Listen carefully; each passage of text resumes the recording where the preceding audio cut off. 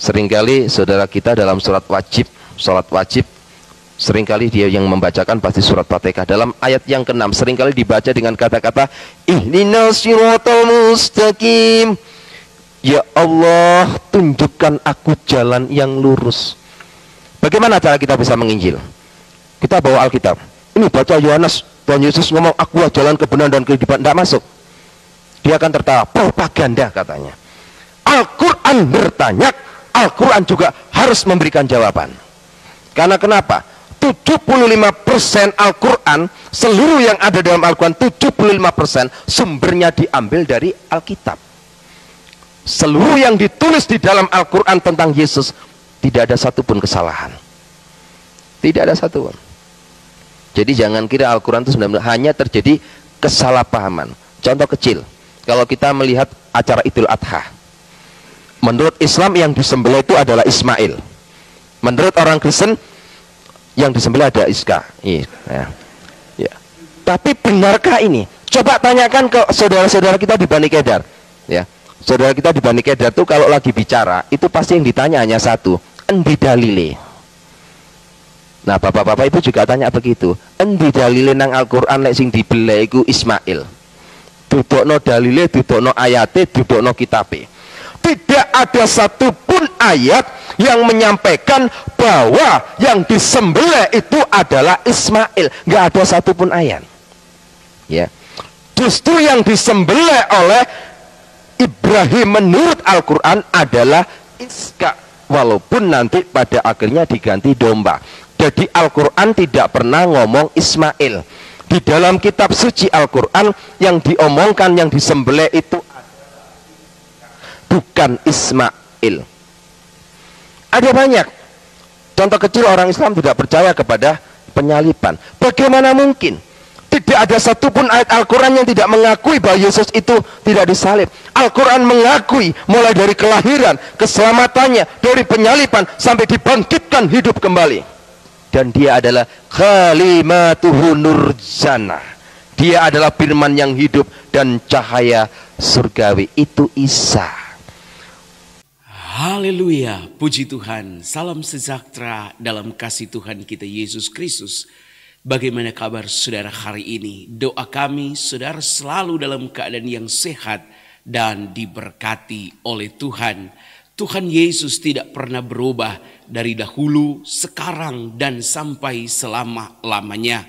Setiap kebenaran firman Tuhan yang diterima oleh anak-anak Tuhan ada dulu, sama saja sampai sekarang, dan terus selama-lamanya.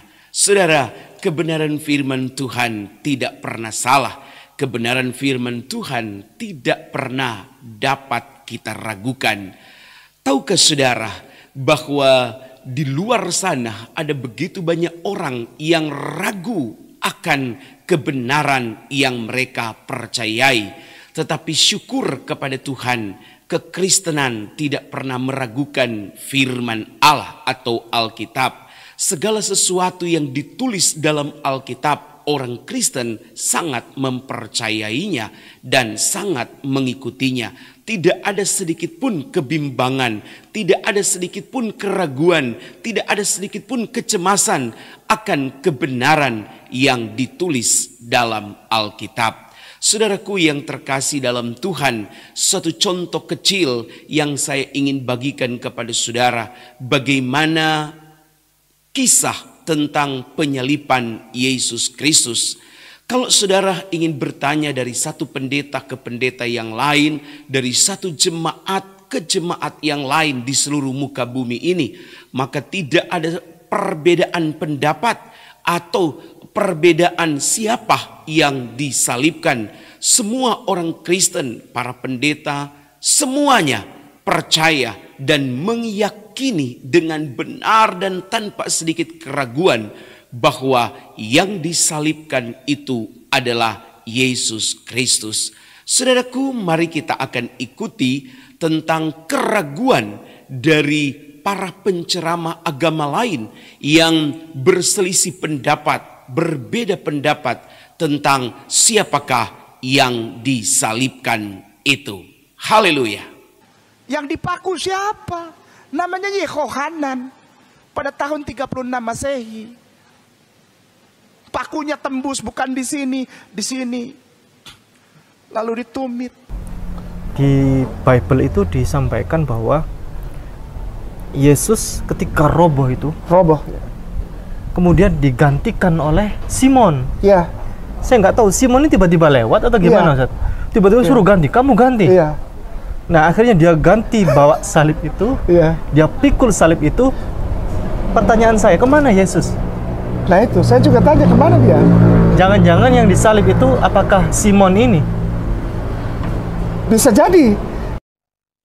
Siapa orang yang menggantikan beliau? Namanya Yad Iskarah. Namanya Yehuda Iskariot. Namanya Yad Iskarah. Ustaz Ipong, itu namanya. Lalu siapa yang disalib itu? Walakin syubbiha lahum. Ada orang yang diserupakan namanya. Dia adalah Yudas Iskariot yang disogok pakai uang emas untuk menunjukkan tempat persembunyian. Jadi yang tersalib itu bukan Yudas, Barsabas. Dan kalau betul penyaliban itu, yang pertama kali beragama Kristen itu adalah Yahudi, karena dijelaskan oleh Bible Kristen, tanah terbelah dua, bait Tuhan terbelah dua, bait Allah itu mana? Yang disebut bait Allah. Dia menyebut Allah itu tanpa lam tasjid, makanya disebut Allah. Bait Allah itu mana? Masjid Aqsa.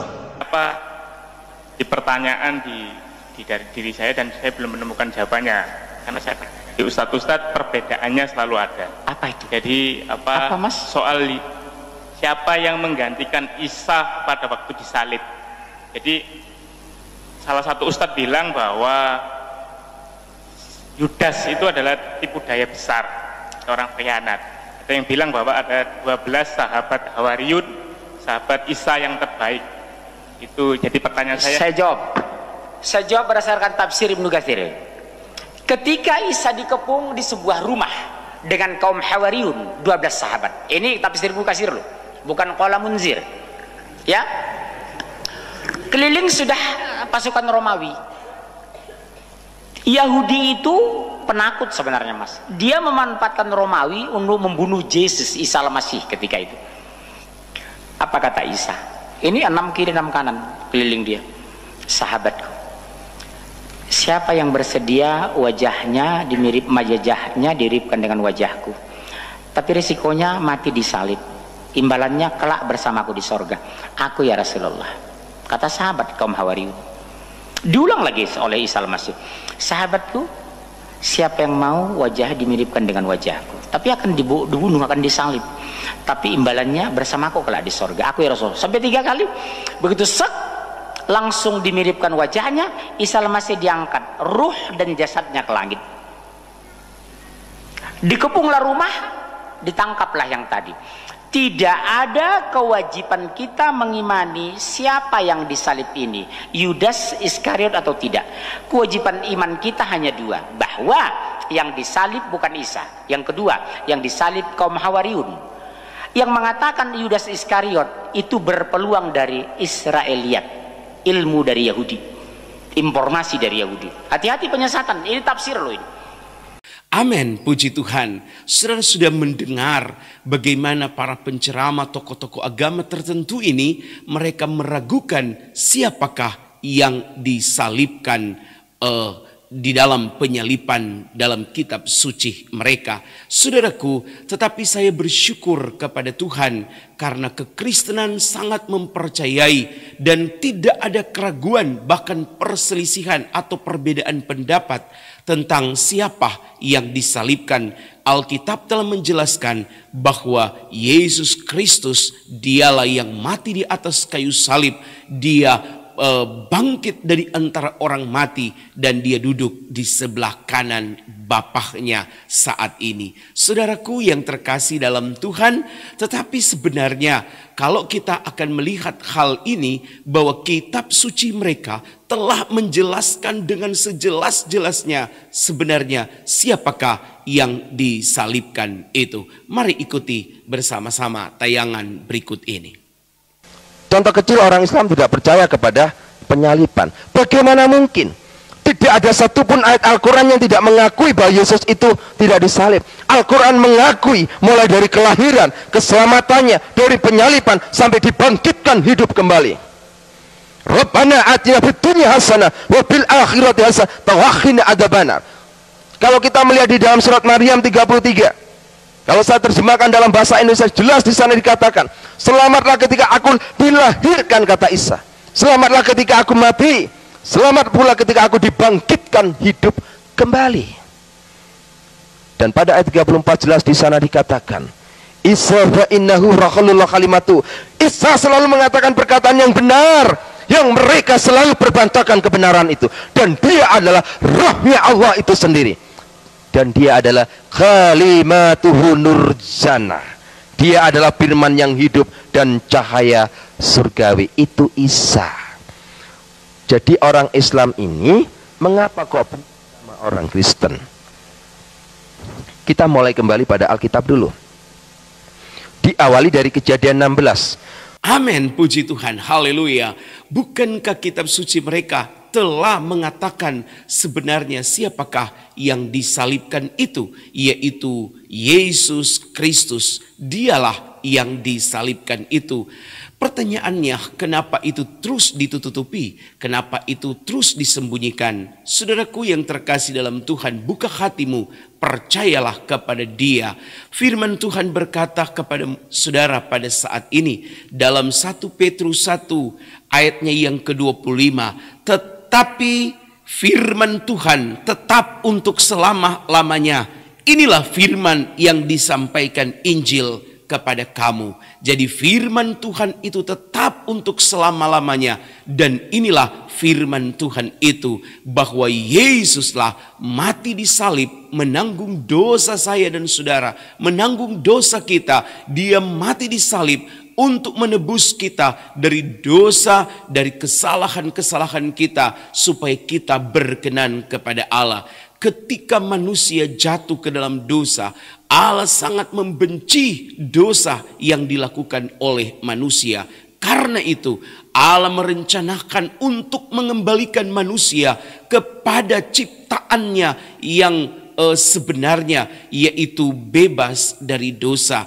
Karena itu Yesus datang dan menebus, Allah itu sendiri datang dan menebus manusia, menyelamatkan manusia dari perhambaan dosa, untuk memenangkan manusia, supaya manusia itu dapat kembali kepada hakikatnya, kepada penciptaannya yang tidak berdosa itu, hidup dalam kekekalan di dalam sorga. Saudaraku yang terkasih dalam Tuhan, demikianlah kiranya firman Tuhan pada hari ini yang boleh menjadi berkat bagi saudara-saudara sekalian. Tuhan Yesus memberkati saudara. Jangan lupa terus dukung channel kami untuk terus berkembang bagi kemuliaan Tuhan. Tuhan Yesus memberkati kita. Tuhan Yesus baik. Dia memberkati hari ini dan sampai selama-lamanya. Haleluya, haleluya, puji Tuhan, amin.